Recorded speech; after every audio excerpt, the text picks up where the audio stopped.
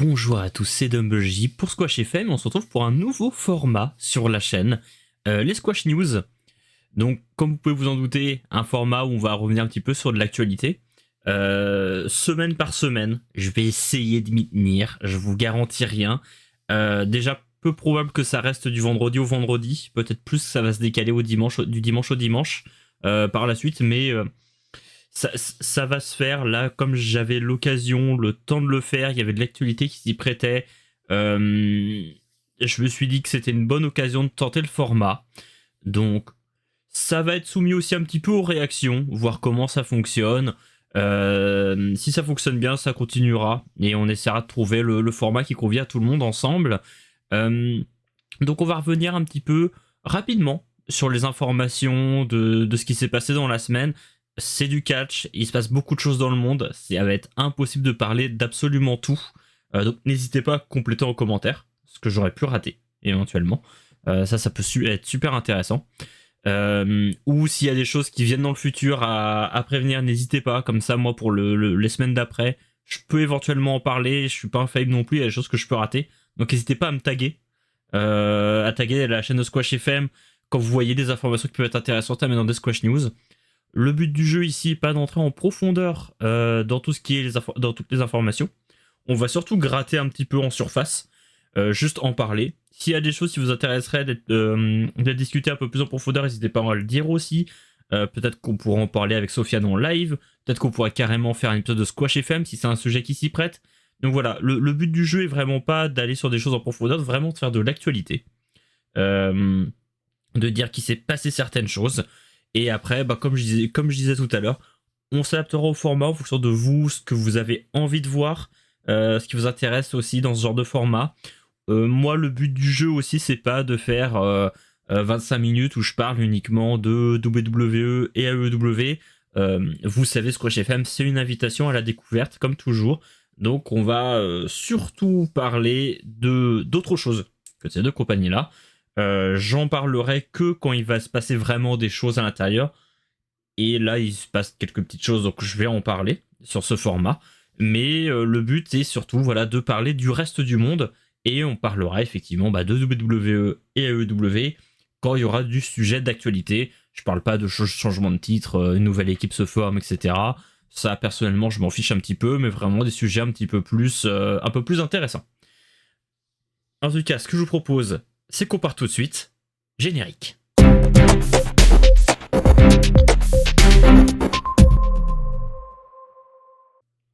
Et pour cette première news, on va du côté du Japon, et plus particulièrement du côté de Sendai Girls, où Sendai a annoncé son tournoi Jajayuma Tournament, qui regroupe essentiellement des jeunes catcheuses au travers de toutes les fédérations du Japon.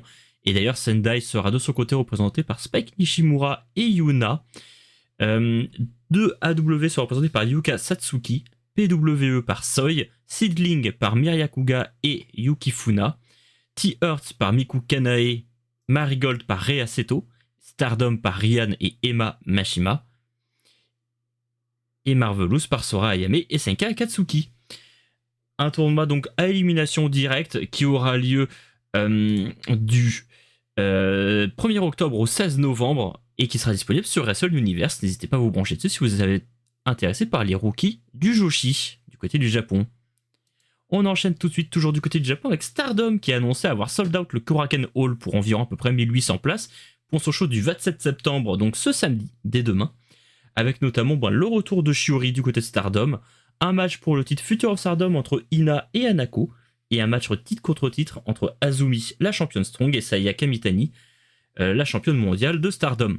Et le show sera diffusé exceptionnellement gratuitement sur YouTube en direct. Il me semble que la rediffusion sera également disponible dessus, mais n'hésitez pas à aller vous renseigner directement sur YouTube. Et si vous avez l'occasion, à vous brancher directement dessus en direct.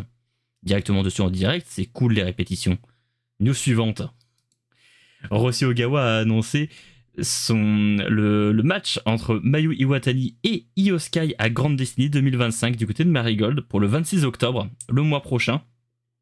Une rivalité qui avait fait date du côté de Stardom il y a plus de 7 ans et qui décidément ne veut pas se terminer puisque les deux se retrouveront à Grand Destiny pour un match plutôt attendu. Pas mal de places ont été vendues suite à l'annonce, surtout les places les plus chères pour le premier rang.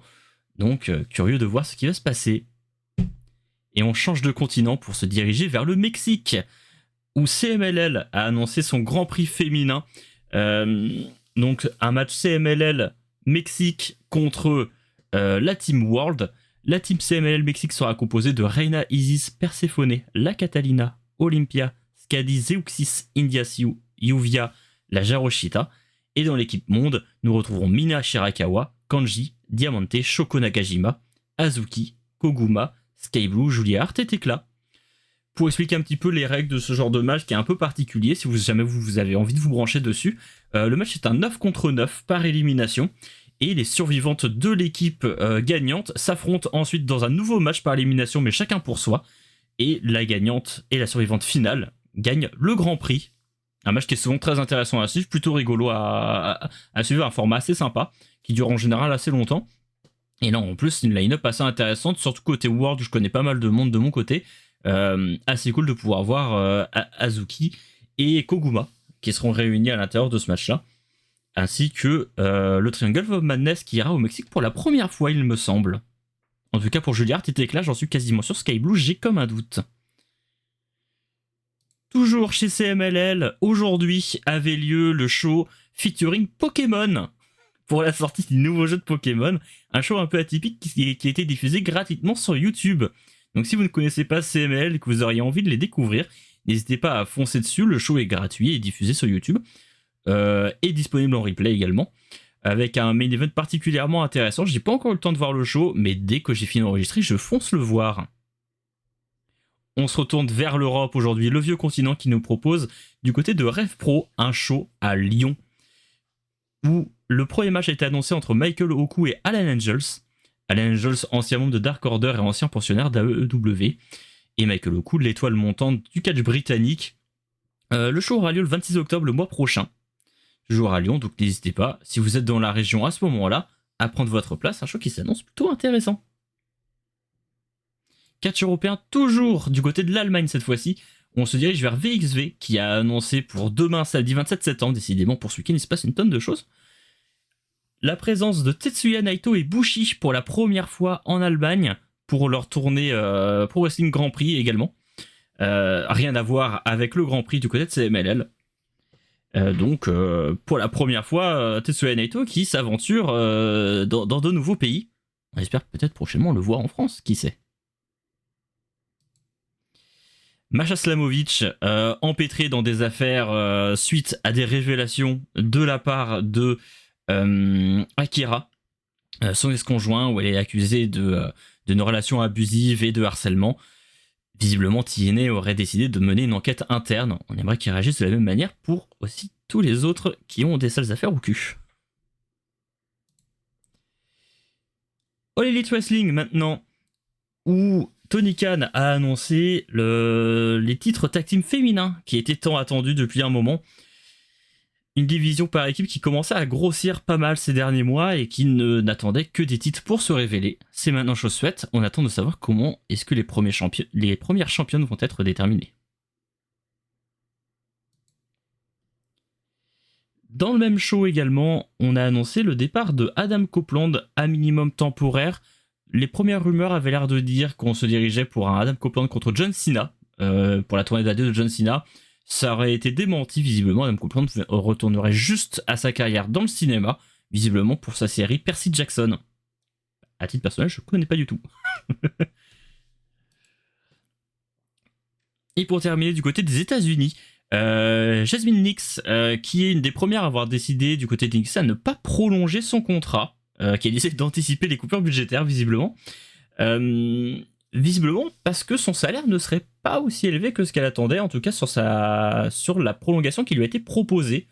Un sujet un peu intéressant que j'ai décidé de mettre un peu en dossier de la semaine, qu'on va du coup parler un peu plus longuement, parce que je pense qu'il y a beaucoup de fantasmes aussi sur les salaires que sont les catcheurs du côté de WWE.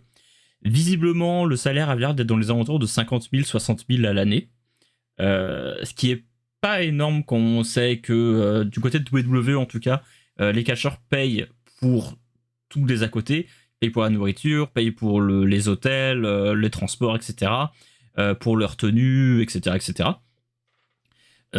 Donc effectivement, le travail déjà nécessite pas mal de dépenses. Donc, on peut comprendre si la prolongation était à peu près dans les mêmes ordres et qu'il n'y avait pas vraiment d'augmentation de salaire sur la nouvelle proposition, qu'elle décide d'aller voir ailleurs. Il y a eu des réactions assez lunaires de personnes qui l'ont envoyé tout de suite chez OnlyFans. Dans un premier temps, même si ça avait été le cas, qu'est-ce que ça peut vous faire? Mais ça a été démenti par la première intéressée. J'ai du mal à comprendre ce genre de réaction de mon côté. Mais voilà, en plus, dans la foulée, il a fait une vidéo avec son conjoint qui a pas la personne la plus agréable du monde, mais qui se moque un petit peu du catch. En tout cas, de son côté, elle a l'air de vouloir continuer à en faire, qu'elle a l'air de vouloir continuer à faire de l'action dans le ring. Son conjoint a l'air d'être un peu moins passionné par la discipline, vu qu'il a l'air d'avoir juste envie de dire que c'est faux. Mais bon. On verra par la suite ce qui arrive à Jasmine Nix. En tout cas, on lui souhaite tout le meilleur pour la suite, j'imagine. Et pour le mot de la fin, pour terminer, je voulais faire une petite mise en lumière sur le show Freya, qui aura lieu demain, 27 septembre, encore. Un show du 27, qui aura lieu du côté de Rennes, à la salle de la Cité, avec notamment un match entre Su Yung et Cory Zero dans le main event, avec une stipulation un peu particulière. Je crois que c'est une stipulation qui change dans le courant du match, si j'ai bien compris les règles. Il me semble que toutes les 5 ou 10 minutes, la stipulation change. Donc pourquoi pas, ça promet en tout cas d'être rigolo à suivre. Et d'ailleurs, notre reporter sera présent sur place. Et c'est tout pour ce Squash News. Je vous remercie de l'avoir écouté jusqu'au bout. N'hésitez pas à suivre la chaîne, à mettre un j'aime, un commentaire, surtout le commentaire. Pour le coup, qui m'intéresse pas mal, comme on est sur un premier épisode d'un nouveau format, à donner voilà vos idées pour la suite, à donner voilà ce que vous aimeriez voir, ce que vous aimeriez peut-être ne plus voir dans ce format-là. S'il y a quelque chose qui vous dérange à l'intérieur, je sais pas, n'hésitez pas, surtout à me donner vos retours. Comme c'est les premiers épisodes, j'ai vraiment envie de savoir ce que vous pouvez avoir envie de voir dedans. Donc ouais, n'hésitez pas à me donner tout ça. Et comme d'habitude, partagez, aimez la vidéo, abonnez-vous. C'était Dumble J pour Squash News, et je vous dis à la prochaine.